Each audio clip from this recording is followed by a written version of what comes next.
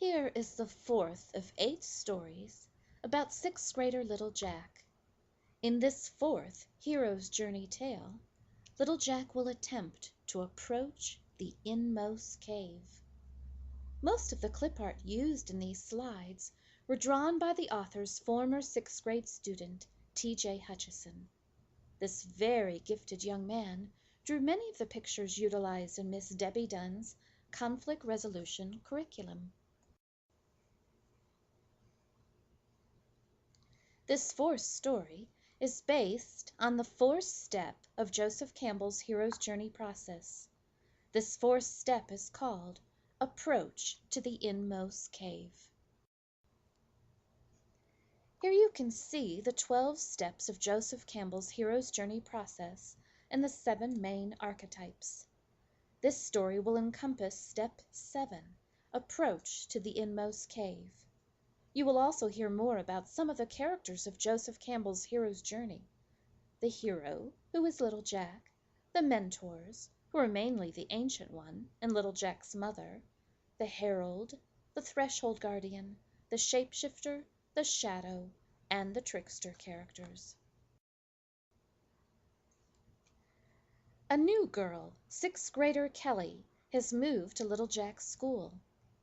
Little Jack would like to ask her to the Valentine's Day dance. However, he doesn't really know how to go about being a good boyfriend. He goes to the Ancient One for advice. The story is called Little Jack Approaches the Inmost Cave.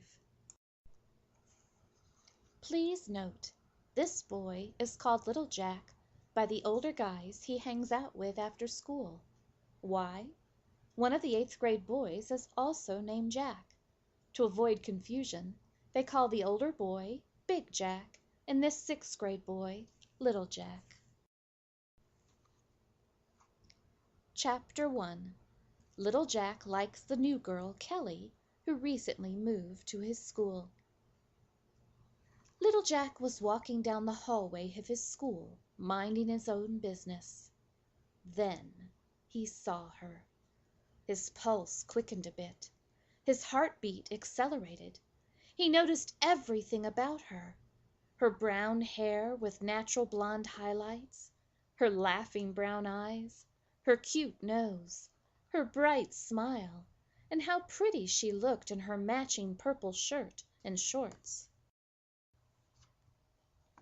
Quickly, little Jack turned to a friend of his and asked, "Hey, Timothy, who's the new girl?" Timothy said, "Oh, that's Kelly. She just moved here from a nearby school. She's in my home room." Little Jack said, "She's fine."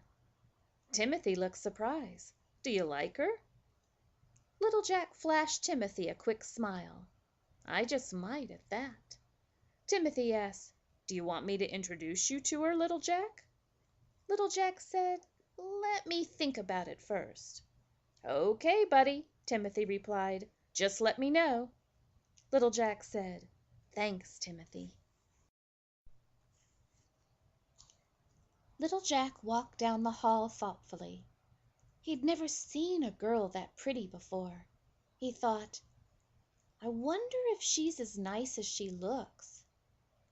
I wonder if she'd like me like I think I like her. I wonder if she already has a boyfriend.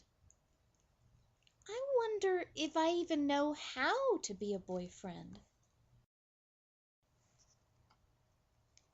That was the biggest question that began weighing on little Jack's mind more and more.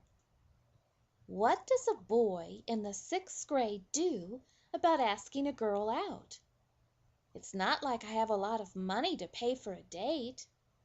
It's not like I can drive to pick a girl up. I'd have to get my mom to drive. I'd probably have to meet her parents and everything. The more little Jack thought about it, the more complicated it sounded. He tried hard to put Kelly out of his mind. Little Jack found himself watching the other couples he knew of in the 6th, 7th, and 8th grades. Maybe by watching them, he could figure out how to go about being part of a couple too.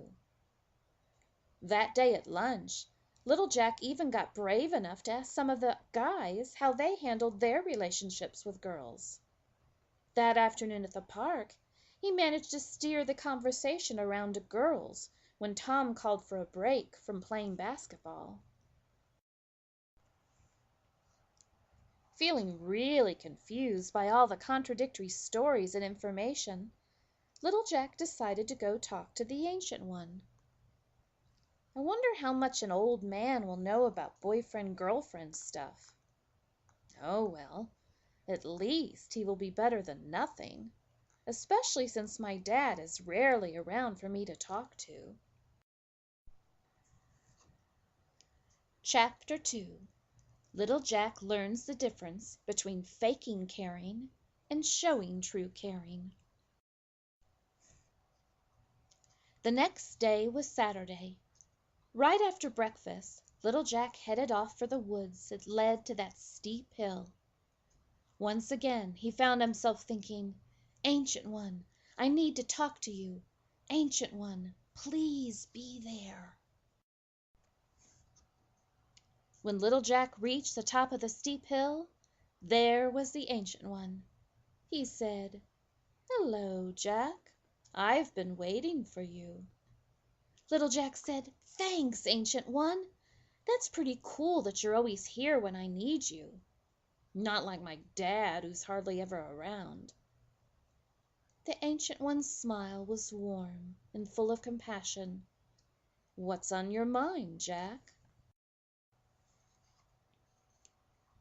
Little Jack said, "Well, Ancient One, I guess I've got a new call to adventure."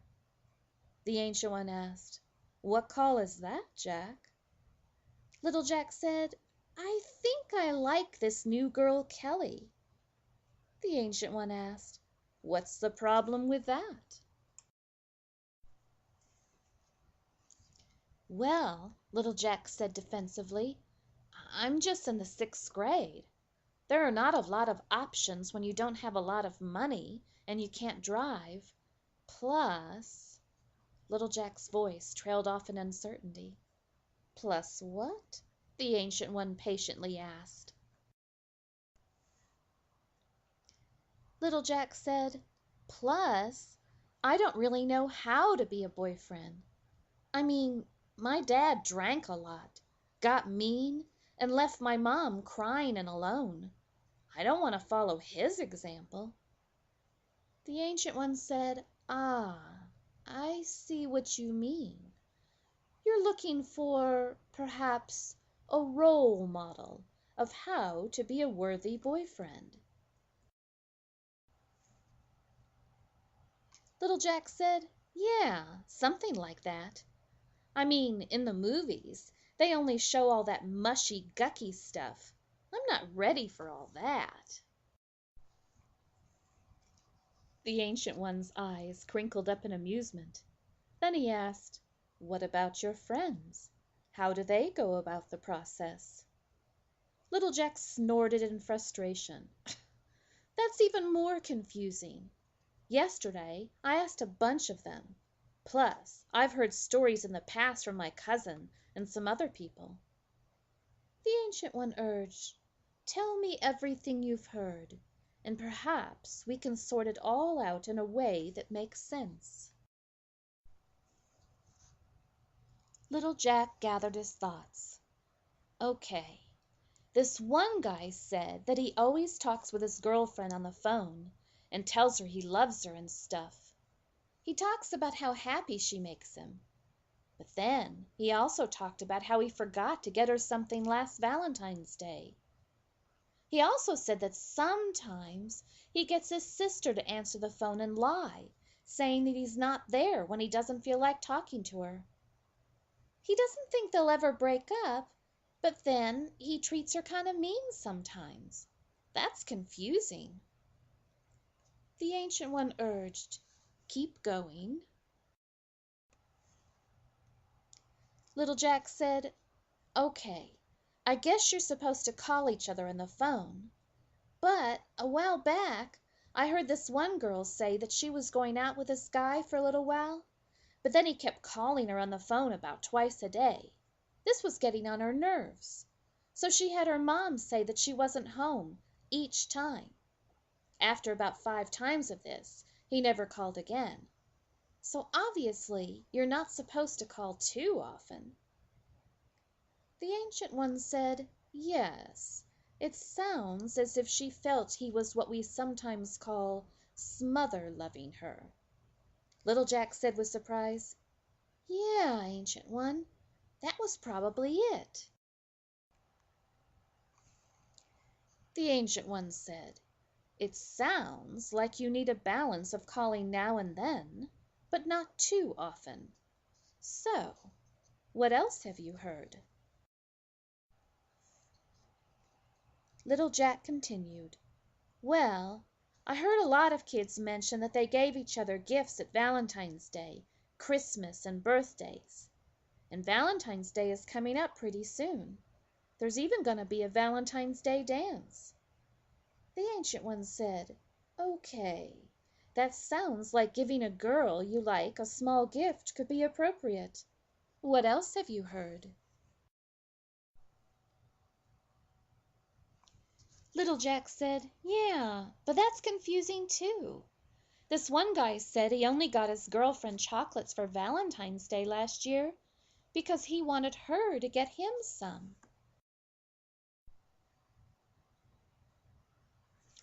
And this other guy said he bought his girlfriend a piece of jewelry because he really loved her. But then she turned around and broke his heart. And this one girl said that just because she wanted flowers for Valentine's Day, she told a guy that she really liked him when she didn't. He fell for it. Apparently the PTSA sells red carnations on Valentine's Day that students buy and give to each other. Well, the joke ended up being on her because he was absent that day. She didn't get anything at all. But then another guy got his girlfriend a real rose and a balloon that said, I love you on Valentine's Day. The Ancient One said, ah, I can see why you might feel confused with so many contradictory stories. Some of them were showing true love or caring, and some were just faking it to get what they wanted. They were being an actor.